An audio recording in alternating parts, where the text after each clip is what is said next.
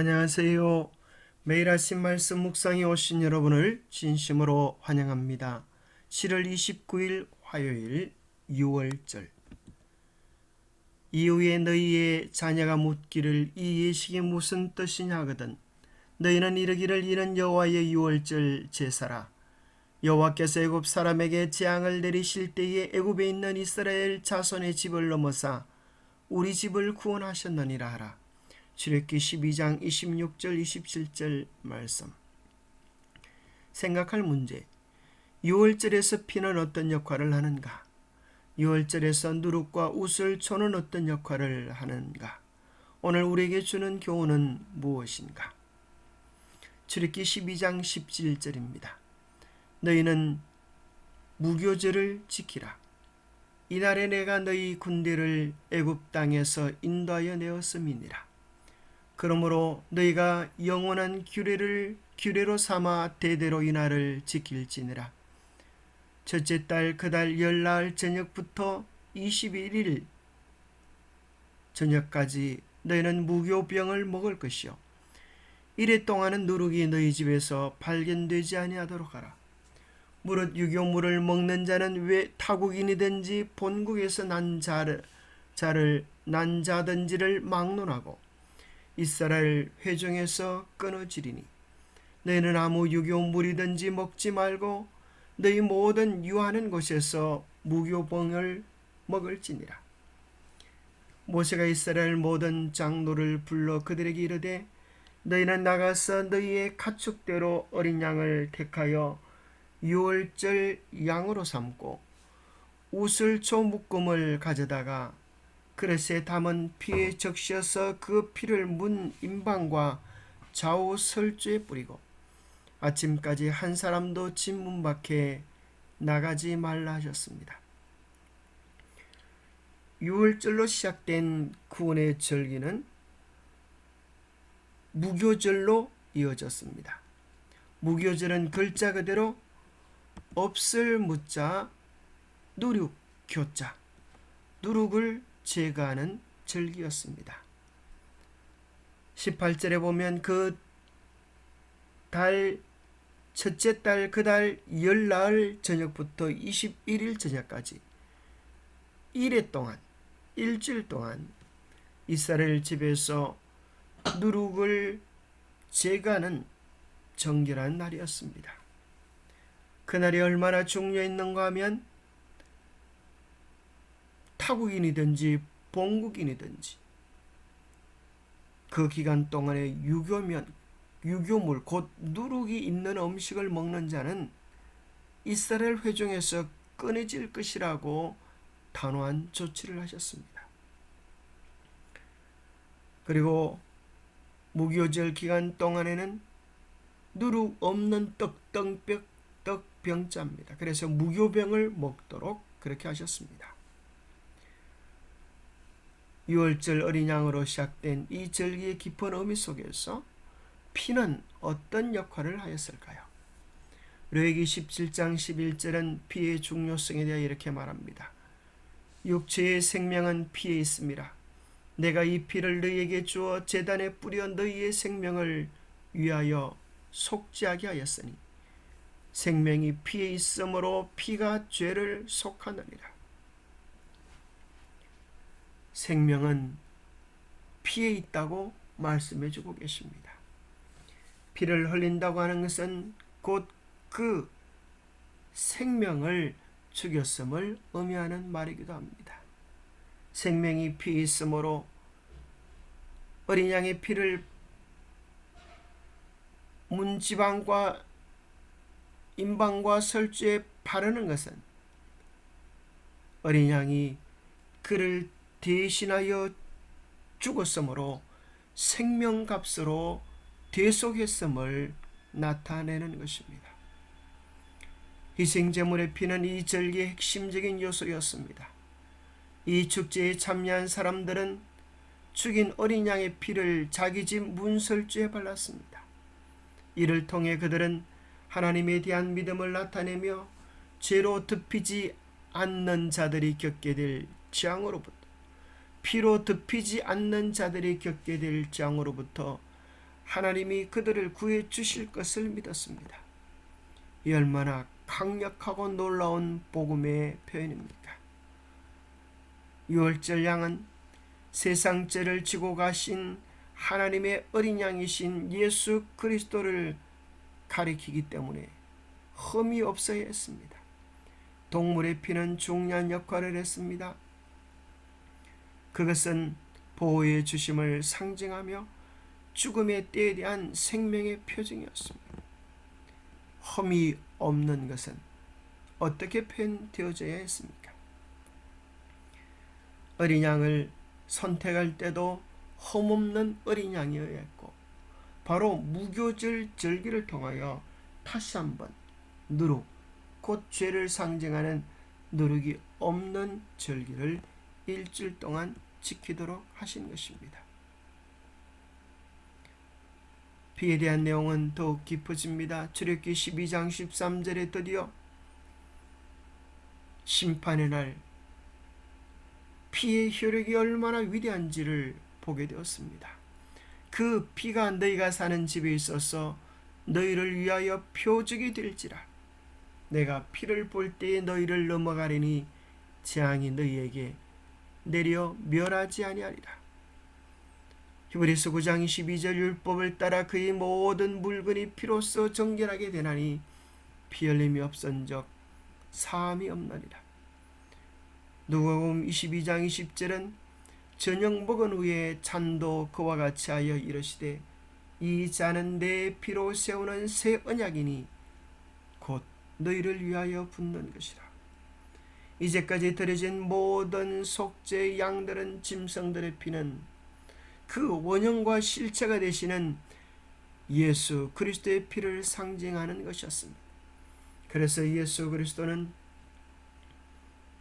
무교병과 포도즙으로 인하여서, 그것은 예수 그리스도의 피와 살을 상징하는 것이었습니다. 그것을 통하여 새 언약, 새로운 구원의 약속을 베풀어 주신 것입니다. 예수 그리스도의 피를 의지하는 자들은, 예수 그리스도를 개인의 구주로 영접하는 자들은 그들의 모든 죄가 사함받고 구원받는 하나님의 자녀가 되는 새로운 약속, 엄숙한 구원의 계획을 선포해 주신 것입니다. 어떤 사람들은 오늘날 유월절을 지켜야 한다고 큰소리하고 있는 분들이 계십니다. 예수님께서 유월절을 성취시켜 주었습니다. 무교절을 성취시켜 주었습니다. 부활하심으로 요제절의 실체를 이루어 주신 것입니다. 만일 우리가 지금도 유월절을 지키고 무교절을 지키고 요제절을 지킨다면 예수님께서 다 이루신 것을 믿지 않는 것이 되고 맙니다. 왜냐하면 예수님은 그 깊고 놀라운 의미를 담아서 예수 그리스도 자신의 십자가에 적용하여서 바로 이것을 예수 그리스도의 피의 언약, 성만찬으로 바꾸어 주셨기 때문입니다. 유월절에서 누룩은 옷을 쳐놓던 역할을 했습니까? 다시 한번 유심히 읽어보면 유월절 다음에 무교절을 이렇게 이야기했습니다. 일주일 동안 누룩이 너희 집에서 발견되지 아니하도록 하라. 우리는 유월절을 배우는데 갑자기 무교절이 나오므로 혹시 익숙하지 않은 분들은 당황할 수 있습니다. 그것은 연결되어지는 절기였습니다. 유월절은 니산월 14일 예수님께서 십자가에 달려 돌아가심으로 유월절 양으로서의 예언을 성취하셨습니다. 그 다음날 무교절인 15일 안식일이었습니다. 예수님께서 죄 없는 삶을 사시고 우리의 죄를 정결케 하시고 무덤 가운데서 쉬셨습니다. 한 주간 무교절이 시작되는 것입니다. 요제절은 그 다음날 16일이었습니다. 첫 곡식단을 흔들어 하나님께 드리는 절기였는데 이 기간을 통하여서 예수님께서 부활의 첫 열매로 무덤을 열고 일어나실 것을 예표했고 실제적으로 예수님께서 부활하심으로 말미암아 요제절의 성취를 이루신 것이었습니다. 오랜 후 바울은 이 무교절의 절기를 되돌아보면서 이렇게 기록했습니다. 너희는 누룩 없는 자인데 새 덩어리가 되기 위하여 묵은 누룩을 내버리라. 우리의 유월절 양 곧 그리스도께서 희생되셨느니라. 효모 또는 누룩은 다양한 종류의 반죽을 준비하는 데 사용되었습니다. 성경은 이스라엘 백성이 애굽을 떠나기 전날 무교병을 준비하는 것과 관련해서 이것을 처음 언급합니다. 집에 있는 누룩도 제거해야 했습니다. 이 특정한 맥락에서 누룩은 죄의 상징이었기 때문에 유월절 축제 기간인 일주일 동안 누룩을 사용해서는 안 되었습니다. 고린도전서 5장 6절은 이야기하기를 너희가 자랑하는 것이 옳지 아니하도다 적은 누룩이 온 덩이에 퍼지는 것을 알지 못하느냐. 바리새인의 누룩을 조심하라. 그들의 거짓 가르침을 그렇게 빗대어 말씀하셨습니다. 누룩이 온 덩이에 퍼지는 것처럼 주의 악한 가마력을 그렇게 묘사해 주고 계셨습니다. 그래서 누룩을 제거한다고 하는 것은 죄를 제거하는 것이요 우리의 부풀게 하는 헛된 교만과 자랑을 없이 하는 것을 이야기합니다. 예수님은 유월절을 성만찬으로 바꾸셨습니다. 인자의 살을 먹지 아니하고 인자의 피를 마시지 아니하면 너희 속에 생명이 없느니라. 그러나 주의사항이 있었는데 그것은 무교절이었다고 하는 사실을 기억해야 할 필요가 있습니다. 성만찬에 사용하는 떡은 반드시 누룩이 없는 무교병이어야 했고 성만찬에 사용하는 잔은 누룩이 없는 곧 발효되지 않는 포도즙이어야 했습니다. 그 기간 동안에 누룩을 먹는 자는 이스라엘 중에서 끊쳐지는 엄중한 선고가 있었습니다. 그런데 계시록에 나타난 엄녀는 포도주로 온 세상을 미혹하는 것입니다.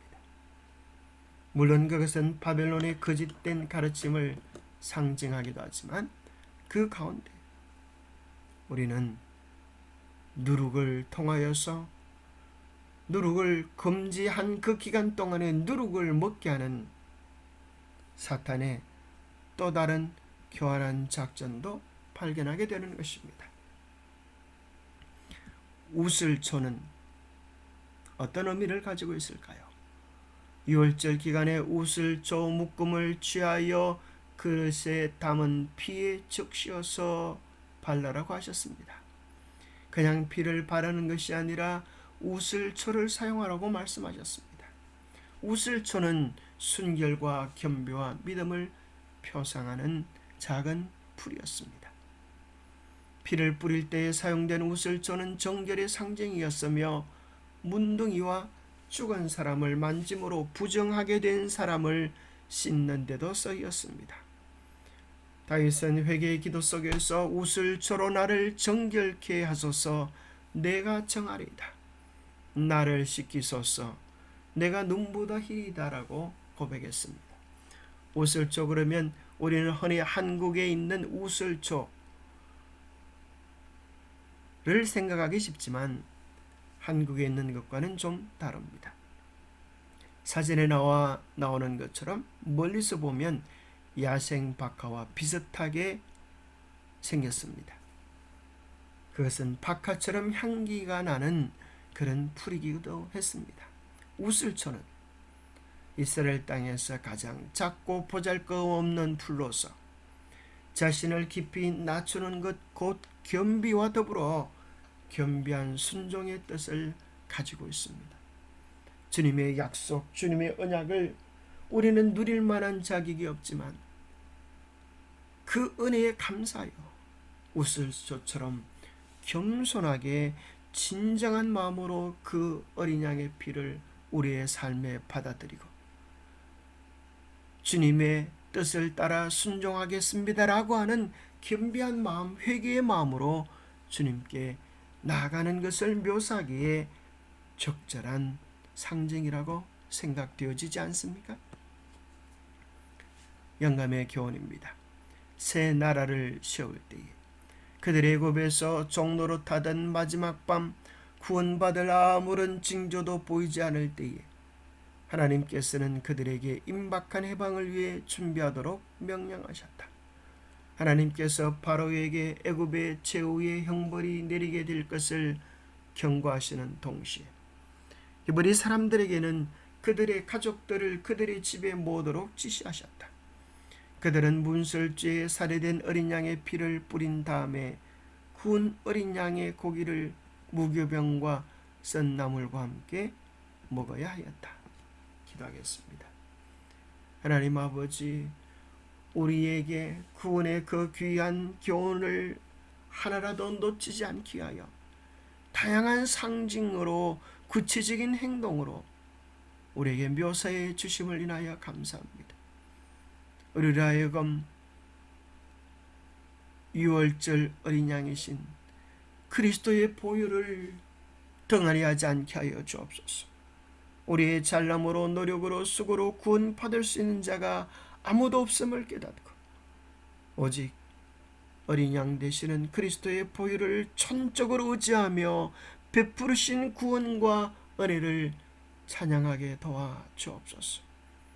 그럴 뿐 아니라 우리 가운데서 누룩을 제거하는 거룩한 회개와 참회 운동이 있게 도와주셔서 우리 속에 혹시 자신을 드러내고 부풀게 하는 교만이 있지 않는지 살펴보게 하시고 우슬초로 피를 발랐던 것처럼 겸비하고 순종의 마음으로 그리스도의 보혈을 다시 우리의 삶에 적용시키고 주님이 오시는 그날까지 비가 발리운 집 안에서 떠나지 않게 하여 주옵소서.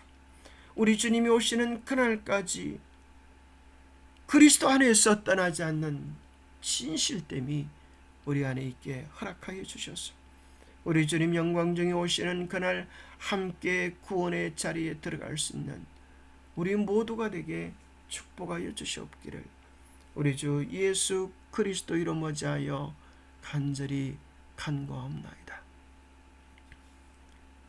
유월절을 통하여 우리에게 한 명도 잃어버림을 당하지 않도록 구원의 계획을 세세하게 알려주신 주님의 그 귀한 사랑에 감사하며 오늘도 주님께서 베푸르신 그 한없는 구원의 은혜를 누리는 축복의 날이 되시기를 소망합니다. 감사합니다.